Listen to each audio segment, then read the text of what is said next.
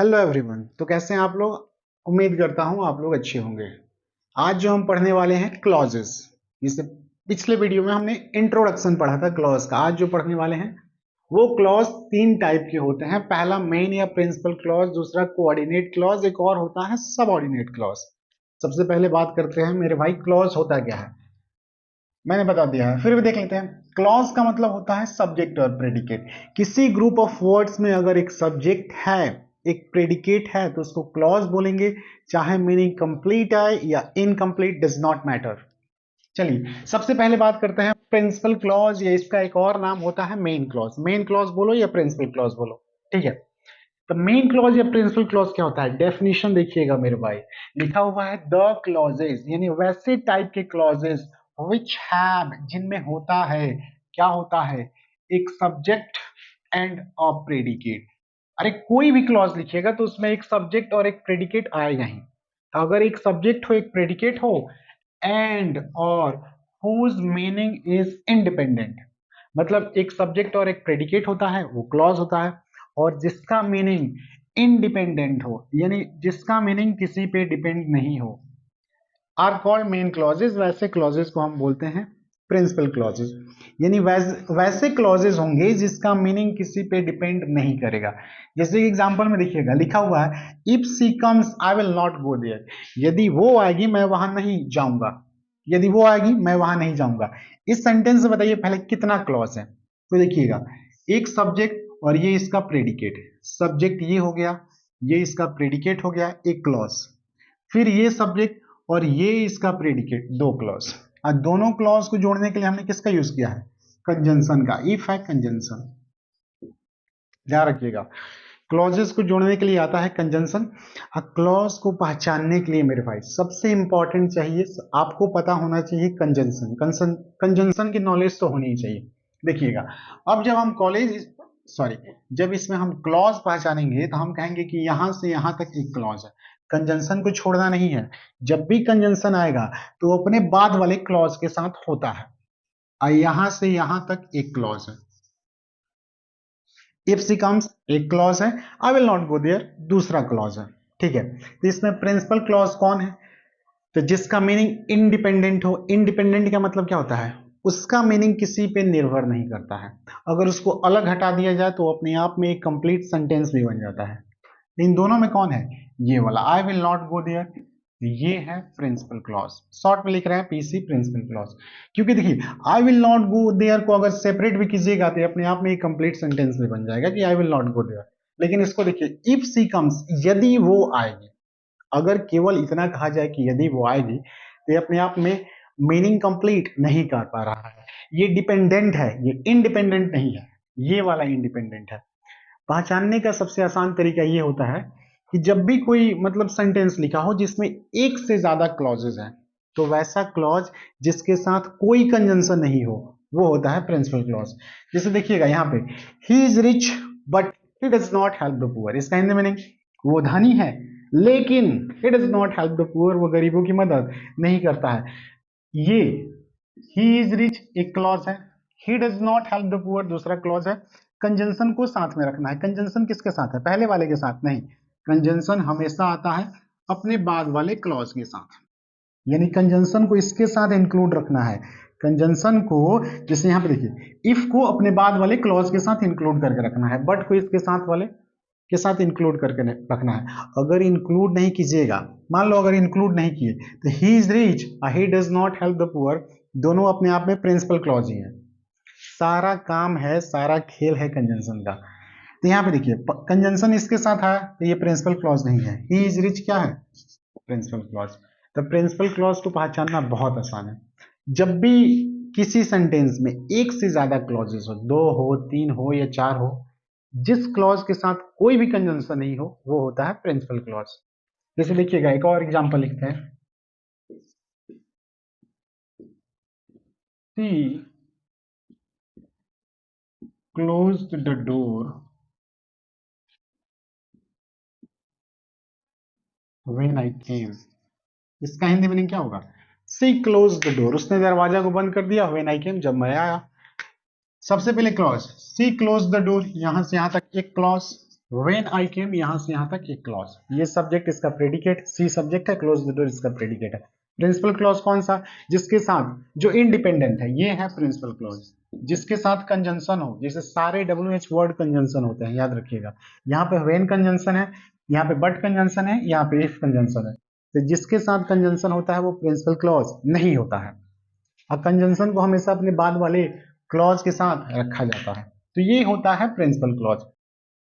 और एक इंपॉर्टेंट बात यह है कि जब भी हम सेंटेंस लिखते हैं, चाहे वो 2 क्लॉज का हो, 3 क्लॉज का हो या 4 क्लॉज का, कोई भी सेंटेंस बिना प्रिंसिपल क्लॉज के नहीं लिखा जा सकता। अगर 2 क्लॉज है या 3 क्लॉज है तो उसमें एक प्रिंसिपल क्लॉज होगा, बाकी कोई भी क्लॉज हो सकता है। दूसरा है कोऑर्डिनेट क्लॉज। बहुत अच्छा, देखिएगा कोऑर्डिनेट क्लॉज क्या होता है, डेफिनेशन में देखिए क्या कोऑर्डिनेट क्लॉज, दूसरा क्लॉज है कोऑर्डिनेट क्लॉज।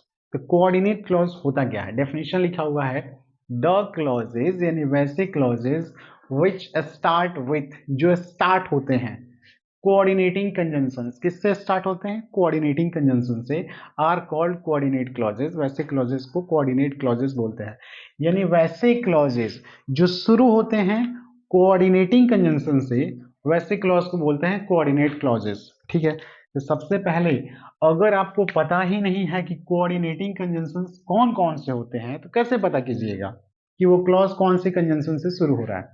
तो सबसे इंपॉर्टेंट इसमें समझना है कि कोऑर्डिनेटिंग कंजंक्शन, सिंपल है, कोऑर्डिनेट क्लॉज वो होगा जो कोऑर्डिनेटिंग कंजंक्शन से स्टार्ट होगा। सबसे पहले आपको पता होना चाहिए कि कोऑर्डिनेटिंग कंजंक्शन कौन कौन से होते हैं। कोऑर्डिनेटिंग कंजंक्शन को याद करने का सबसे आसान तरीका है मेरे भाई, एक निमोनिक होता है जिसको हम बोलते हैं फैन वॉइस। फैन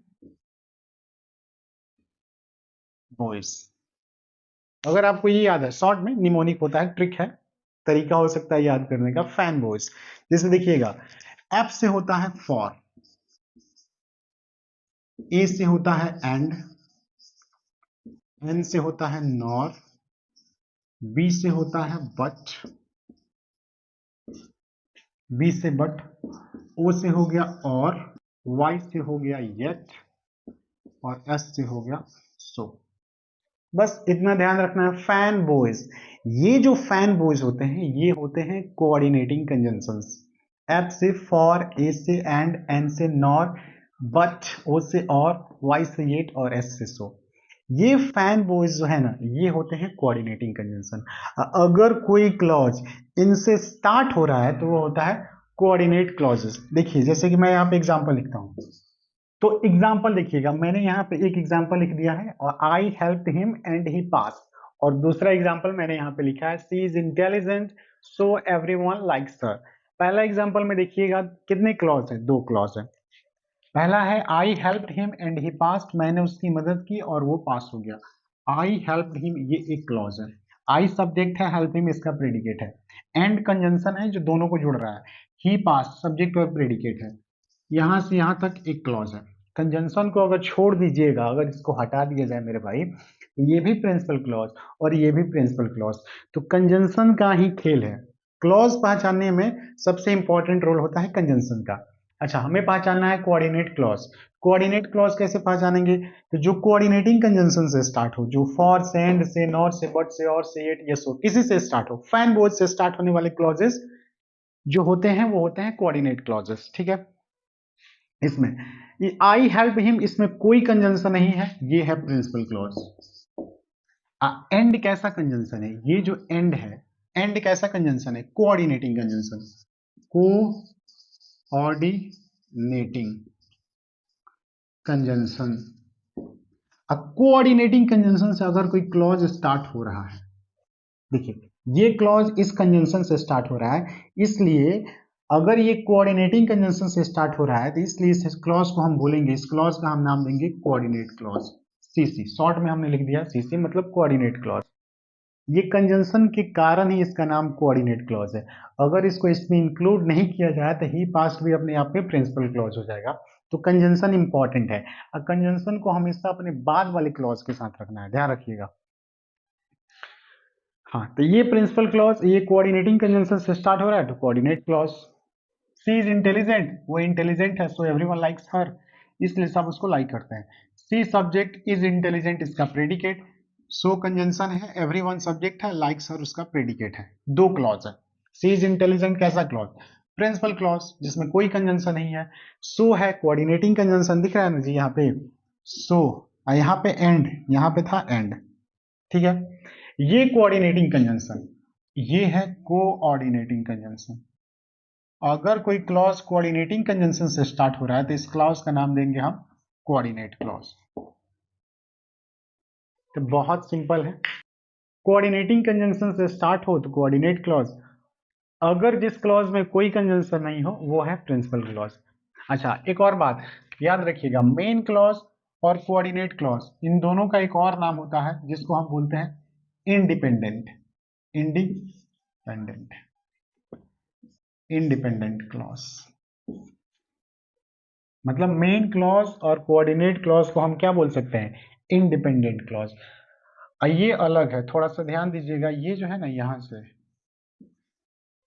हाँ ये अलग है,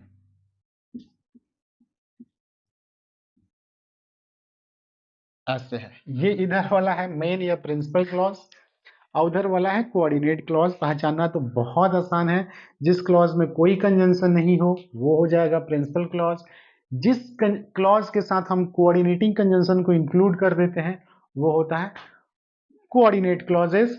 कोऑर्डिनेटिंग कंजंक्शन पता होगा तभी तो पहचान पाइएगा कोऑर्डिनेट क्लॉजेस। तो ये फैन बॉयज उसका निमोनिक है याद करने का। चलिए अब देखते हैं सबऑर्डिनेट क्लॉजेस को, प्लीज नोट डाउन। अब देखते हैं मेरे भाई तीसरा क्लॉज जिसका नाम है सबऑर्डिनेट क्लॉज, या इसको हम बोल सकते हैं डिपेंडेंट क्लॉज। क्या बोल सकते हैं? Dependent clause. डिपेंडेंट क्लॉज देखिएगा क्या लिखा हुआ है, द क्लॉजेस यानी उस प्रकार के क्लॉजेस विच स्टार्ट, जो स्टार्ट होते हैं विथ के साथ, किसके साथ? Subordinating conjunctions. यानी वैसे क्लॉज जो सबऑर्डिनेटिंग कंजंक्शन से स्टार्ट होते हैं आर कॉल्ड, कहे जाते हैं सबऑर्डिनेट क्लॉजेस, उसको बोलते हैं सबऑर्डिनेट क्लॉजेस। कोऑर्डिनेट क्लॉजेस जो कोऑर्डिनेटिंग कंजंक्शन से स्टार्ट होता है, सबऑर्डिनेट क्लॉज जो सबऑर्डिनेटिंग कंजंक्शन से स्टार्ट होता है। सारा खेल है मेरे भाई कंजंक्शन का, ध्यान रखिएगा। तो ये सबऑर्डिनेट क्लॉज क्या है? जो क्लॉज सबऑर्डिनेटिंग कंजंक्शन से स्टार्ट हो, सबऑर्डिनेटिंग कंजंक्शन से स्टार्ट हो, सबऑर्डिनेटिंग कंजंक्शन से स्टार्ट होगा उसी क्लॉज को बोल देंगे सबऑर्डिनेट क्लॉज। और एक और इंपॉर्टेंट बात है इसके बारे में, ठीक है जी, कि the meaning of subordinate clauses, जो भी हम सबऑर्डिनेट क्लॉज लिखते हैं उसका जो मीनिंग होता है वो डिपेंड करता है ऑन प्रिंसिपल क्लॉजेस। किस पे डिपेंड करता है? प्रिंसिपल क्लॉज पे। सबसे मेरे भाई सबसे पहली बात की पहचानिए, पहचानने का तरीका देखिए, सबसे इंपॉर्टेंट क्या है? सबऑर्डिनेटिंग कंजंक्शंस अगर आपको पता है तभी तो पहचान पाइएगा कि सबऑर्डिनेट क्लॉज कौन सा है, क्योंकि कोऑर्डिनेटिंग कंजंक्शन से स्टार्ट हो रहा है तो कोऑर्डिनेट क्लॉज, सबऑर्डिनेटिंग कंजंक्शन से स्टार्ट हो रहा है तो subordinate clause. Conjunctions are very important to identify the types of clauses, ठीक है। तो सबसे इंपॉर्टेंट बात क्या है कि we have to identify the subordinating conjunctions, ठीक है। तो कोऑर्डिनेटिंग कंजंक्शंस कौन कौन? Fan boys, fan boys, for and nor but or yet so, ये फैन बॉयज जो है ये कोऑर्डिनेटिंग कंजंक्शंस है। अब फैन बॉयज के अलावा जो भी कंजंक्शंस है वो होते हैं सबऑर्डिनेटिंग कंजंक्शंस। सबऑर्डिनेटिंग कंजंक्शंस का मतलब apart from fan boys, fan boys को छोड़ के देखिएगा कौन कौन, if, that, when, after, before, because, since, unless, until, till, though, although। आज जितने भी WH वर्ड्स हैं, बेसिक WH वर्ड्स की संख्या 9 होती है, मैंने बताया है पिछले वीडियोस में। तो जितने भी WH वर्ड्स हैं वो सारे होते हैं सबऑर्डिनेटिंग कंजंक्शंस। क्लॉज को पहचानने का सबसे आसान तरीका है कंजंक्शंस को पहचानिए। देखिए, if they come I will teach them, यदि वे आएंगे तो मैं उनको पढ़ाऊंगा। तो सबसे पहले कंजंक्शन किसके साथ है? इस वाले क्लॉज के साथ। एक है, दूसरा क्लॉज, इस सेंटेंस में है दो clause, I will teach them, if they come. तो ये है प्रिंसिपल क्लॉज। प्रिंसिपल क्लॉज का मतलब वैसा क्लॉज जिसमें कोई कंजंक्शन नहीं हो। अगर कोऑर्डिनेटिंग कंजंक्शन वाला क्लॉज है तो कोऑर्डिनेट क्लॉज, सब ऑर्डिनेटिंग वाला है तो सब ऑर्डिनेट क्लॉज। इफ होता है, इफ होता है सब ऑर्डिनेटिंग कंजंक्शन, अगर ये सब ऑर्डिनेटिंग कंजंक्शन है तो इस क्लॉज को हम बोलेंगे सब ऑर्डिनेट क्लॉज। चलिए शॉर्टकट में लिख देते हैं सब ऑर्डिनेट क्लॉज, ध्यान रखिएगा सब ऑर्डिनेट क्लॉज। इसको सब ऑर्डिनेट क्लॉज बोलने का एक ही कारण है क्योंकि इसमें सब ऑर्डिनेटिंग कंजंक्शन, इसमें सबऑर्डिनेटिंग कंजंक्शन है, इसलिए अगर कोऑर्डिनेटिंग कंजंक्शन होता तो कोऑर्डिनेट क्लॉज बोलते। सारा खेल है कंजंक्शंस का। आई नो, मैं जानता हूं, एक clause that you will come today, तो दैट एक कंजंक्शन है। कंजंक्शन किसके साथ होता है? तो कंजंक्शंस को हमेशा अपने बाद वाले क्लॉज के साथ रखा जाता है। जैसे इफ इसके साथ है, दैट इसके साथ नहीं, अपने बाद वाले के साथ है, इसके साथ। तो ये आई नो कैसा क्लॉज हो गया? Principal clause. ये कैसा? तो ये दैट है सबऑर्डिनेटिंग कंजंक्शन। सबऑर्डिनेटिंग, अगर ये सबऑर्डिनेटिंग कंजंक्शन है तो इस क्लॉज को बोलेंगे सबऑर्डिनेट क्लॉज। क्या बोलेंगे? Subordinate clause. जैसे एक और एग्जांपल मैं लिख देता हूं यहां पे, जैसे कोई WH वर्ड लिखते हैं, जिससे आई नो या आई डोंट नो